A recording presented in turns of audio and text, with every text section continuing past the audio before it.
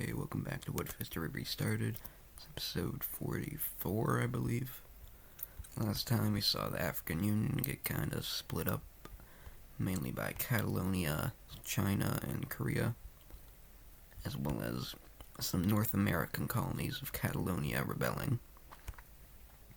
As we're going to be picking up off of today, as we see that some of these North American countries begin to expand. Not a whole lot, but a little bit. This one's pretty skinny, but oh well. This one has a pretty big amount of land for itself, so that's good for it.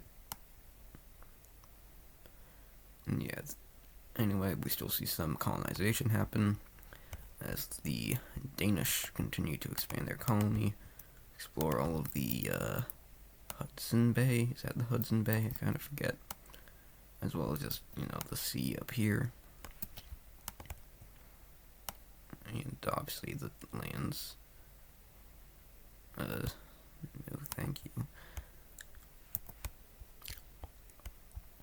Down here, we just see Korea expand, as well as Tuscany.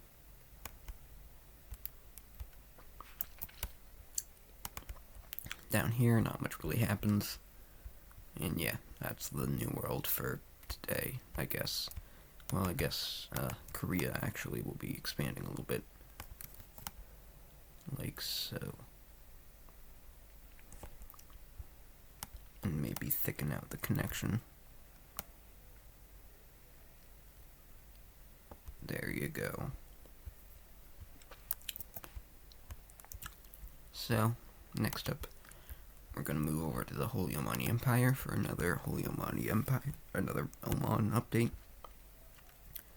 In this one, we see that the blue team is going to attack this like central bluish team is going to attack this golden one on the coast, take most of the country. Then we see that this gray one is going to kind of go against it, start invading it. But then this blue one is going to come to the aid of the other bluish one. And then we eventually see that this bluish team kind of just falls. And then this team manages to kind of recalibrate themselves to stop the front line, but they don't actually push them out.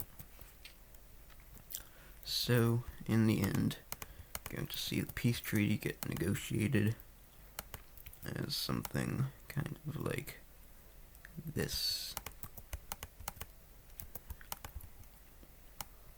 These guys do lose their capital, but now they have more valuable land.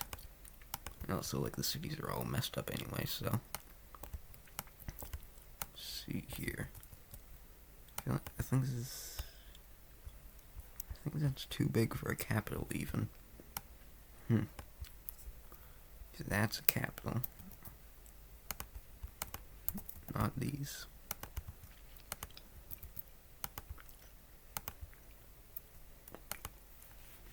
It would look something like this, yes. Although this one should be a vital city anyway.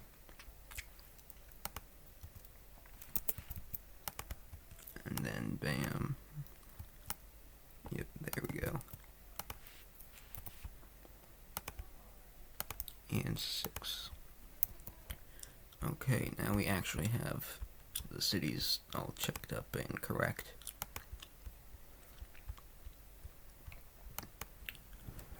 Anyway, the red team is once again lining up troops over here, right near this yellow country who had previously invaded. I also forgot to change these cities.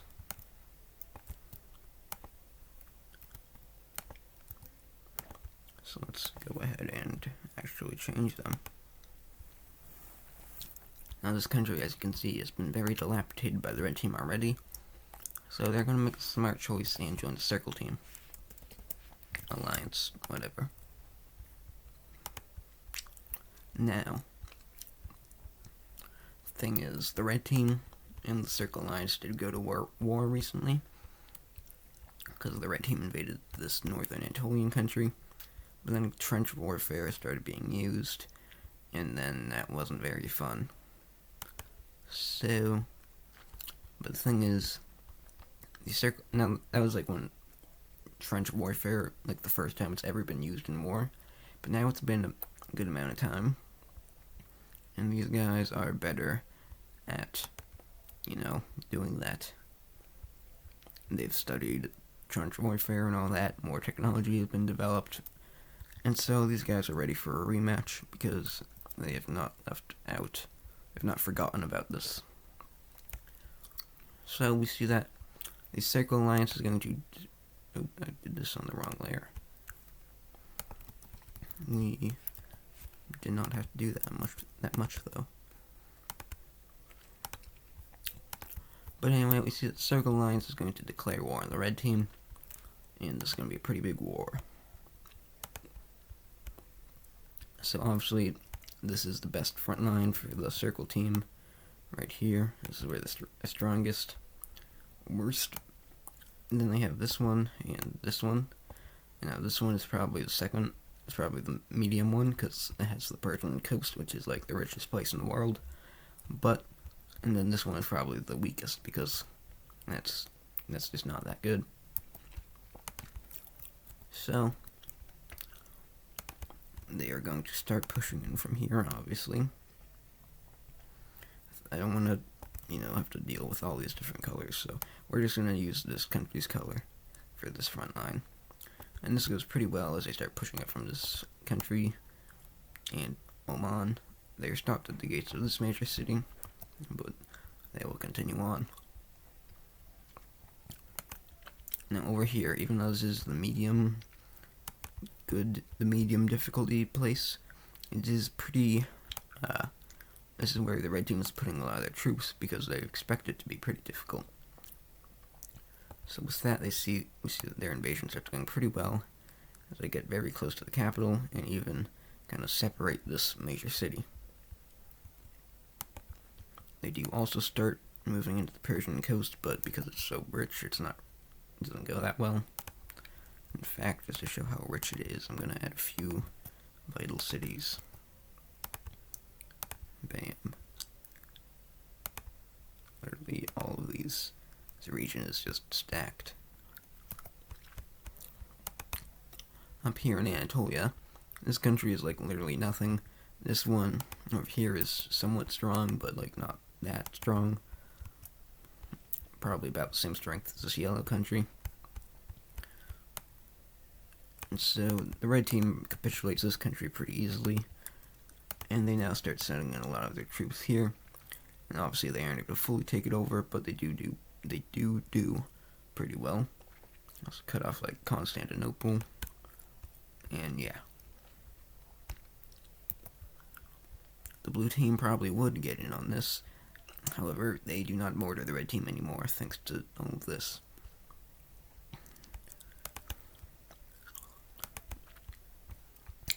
This front line we see continuing as these guys kind of like thicken it out. There's a battle for this major city in which the red team wins and pushes them back considerably. Over here, the red team takes this major city. They're still unable to fully take the capital, but they're like they've almost done it. I mean, look at that. And over here, the Persian coast people have managed to push them out, but not pushed in. Until they do. And now we see that this vital city is under big threat. This is probably, obviously the capital is the most major, but then out of these 3 vital cities in the red team, like that, this one is probably the most vital. So they obviously do not want to lose this and start sending a ton of troops here, which does allow for these guys to make a small comeback and take that and even this major city.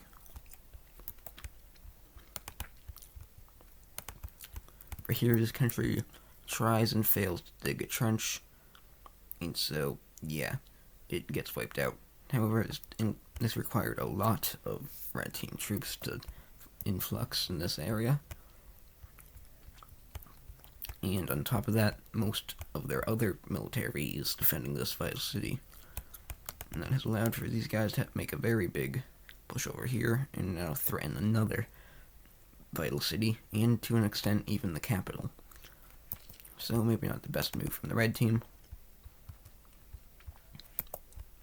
Over here we see a very major battle take place, which is the battle for this major city. And who wins? We see that the Circle Alliance manages to win, and they take this vital city, which is a huge boost for them.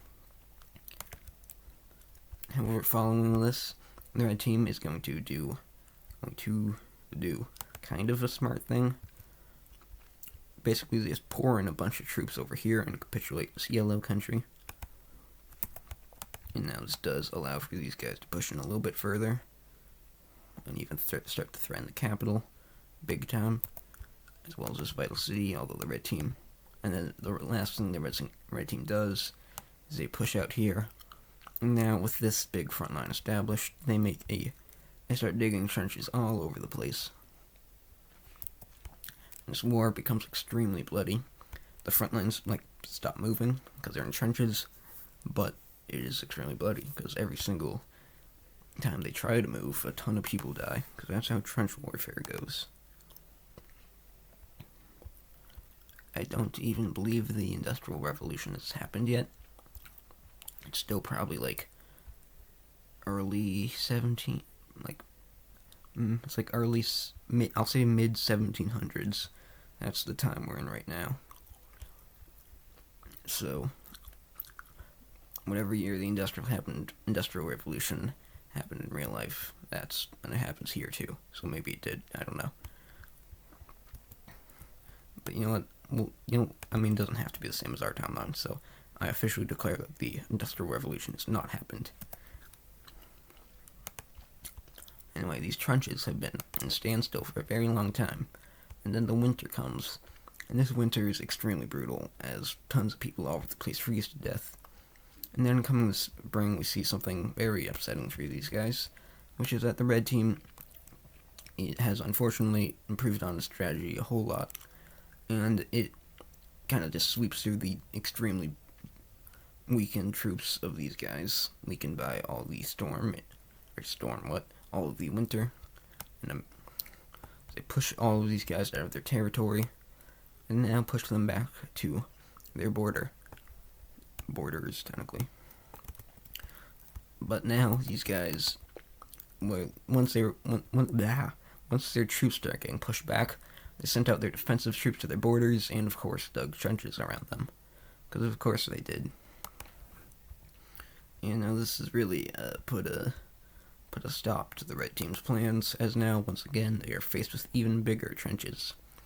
And so these trenches protect both this place, whatever that's called, the Persian coast, as well as the actual border here.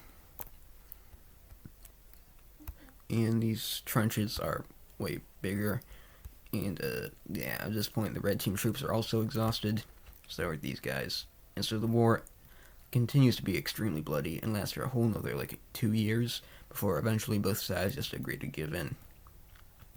Now that seems kind of like a neutral ending. In all reality, that is extremely good for the red team.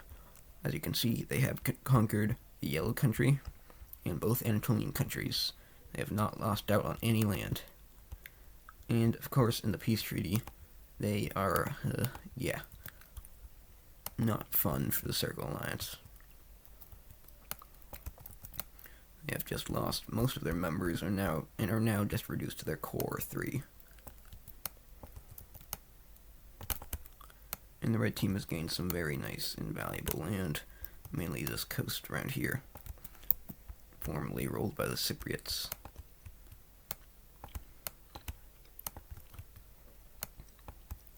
And so of course we see that these guys are no longer in the Circle Alliance because they no longer exist as countries. Oop. Wrong layer again. There we go. So Circle Alliance is once again just these 3. The red team obviously is pretty exhausted, so they are going to be stopping there for now. But you can see that they really are starting to shape up into quite the formidable empire. Bam, bam, bam, bam. Yep, there they are, in all their glory.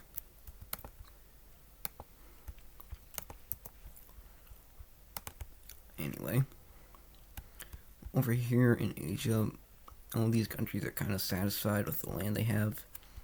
These guys, even though they're pretty small and don't even have a lot of population, well, I guess all these four, they are, even though they're pretty small and at least, like, okay, well, actually they do have a decent amount of population, except for this one.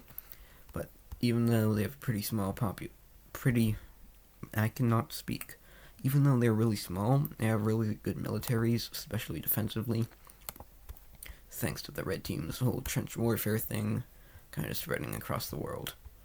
So yeah, these guys, they're aware of trench warfare, and they will use it, so beware. Yeah, so no country really wants to invade them. Korea's kind of out of land in Asia to invade, or well, conquer / invade, because, well, there's none left. They've taken it all. They do not want to fight a war against Baikal, because that would be painful, and, I mean, what good would this territory even serve you? So literally, like above here, it's just ice and empty fields. Maybe some oil, but once again, Industrial Revolution has not happened yet. This country is also not really interested in any of these. And yeah, that's where we're at now.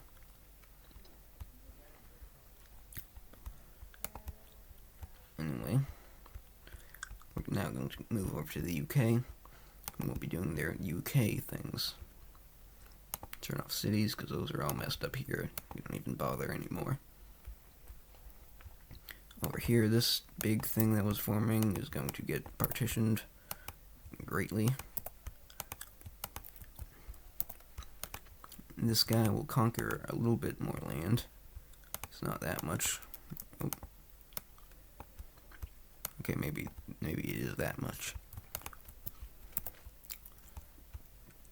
And over here, these guys willingly joined the Belgians, as well as these guys. Over here, we see that this greenish colored one is able to form sort of an empire, probably mostly thanks to unions, but partially also just because they did it. Scottish countries are getting along very well now, and they're actually pretty good allies. They're also allies with this one, and and Ireland, so all's well for them. And yeah, past that, really isn't a lot that can happen in Europe anymore, because as time has progressed, these alliances have shifted from being attack one, attack all, or they've shifted from being just like teams of countries to being attack one, attack all. So obviously, no one really wants to, be the first to do that, because that would not look good. And it would also start a world war, considering all the colonies. Technically, I guess if Korea gets involved in a war, then that would make it a world war, kind of, almost. I mean, they have colonies in every continent except for Antarctica and Europe. So yeah. Speaking of Antarctica, we're going to see, that they expand. Well, they don't. Yeah, Antarctica expands, but we see that the countries of the world are going to be exploring it a little bit better and more, mapping out a lot of this coast, but not actually going that far inland because it is not fun to do that. Let's say they find this island. Bam, bam, bam, bam. Swoosh.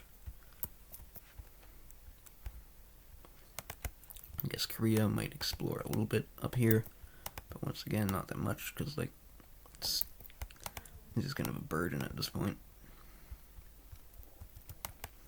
Nope. No. There we go. Great Bear Lake. That is the name of this lake, and I know that, actually.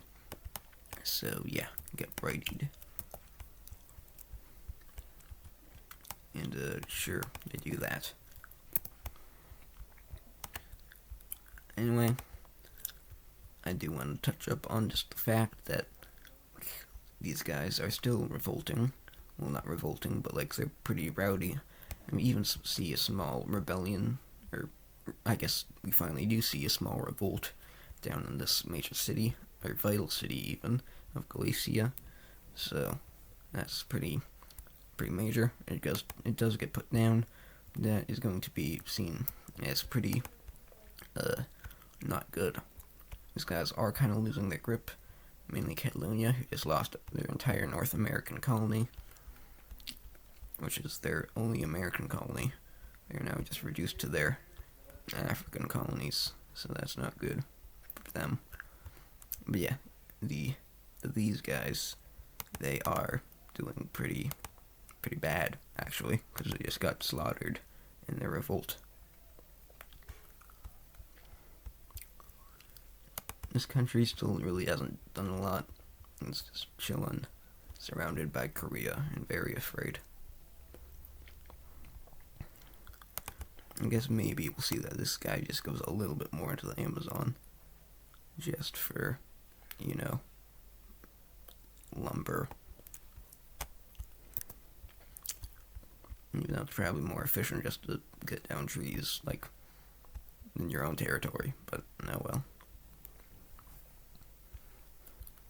Blue team, Reconquista. They go to war with this red country. However, this gray country decides that they don't like that. So these guys start pushing in. And so do these guys.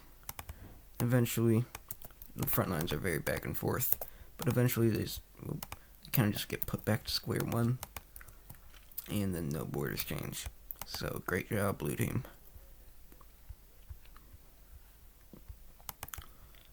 Yes.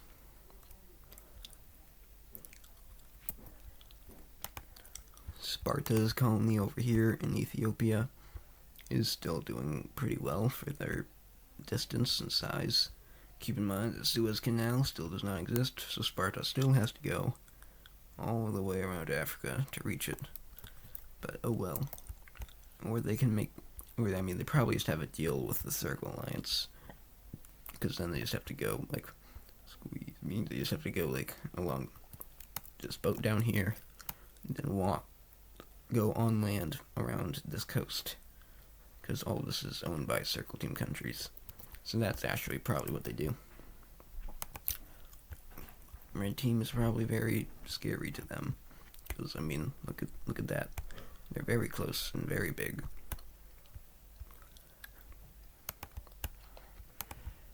Over here, this country is just kind of existing, and a lot of these countries around it are going to kind of not like that. So, because they want land, and those countries is kind of free for them, all these guys kind of just start pushing in.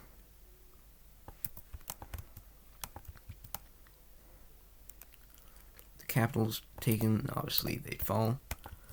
However, the war does not end here, because we see a border scuffle break out, and it is between the pink team and the green team. In this war, the green team starts getting pushed back a decent amount. Eventually, they just agree, like, hey, if you stop, we'll leave. We will leave. So, they do it. And now, in this peace treaty, there's a lot of, like, cities around lakes in this area. But yeah, now this country is just going to be divided up between the Himalayan sort of country and these guys. And it'll look something like this. These guys getting the north, and these guys getting the south. I did not mean to zoom out. So yep, goodbye to that country, I guess.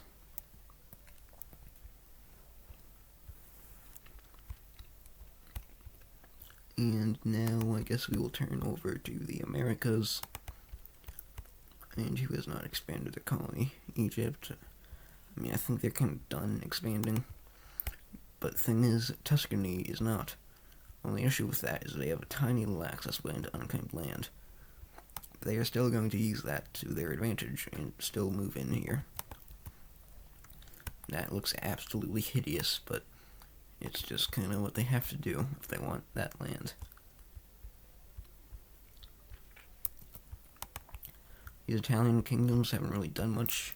Tuscany doesn't really want to invade them because, like, in this Star Alliance could use that as an excuse to invade them.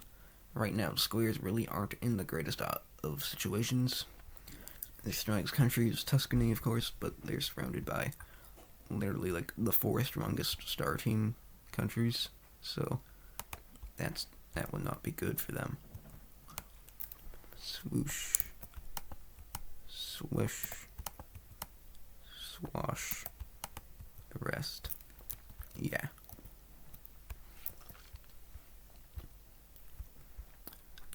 And I think that will be it for number 43. Hooray. Oh, let me bring that over.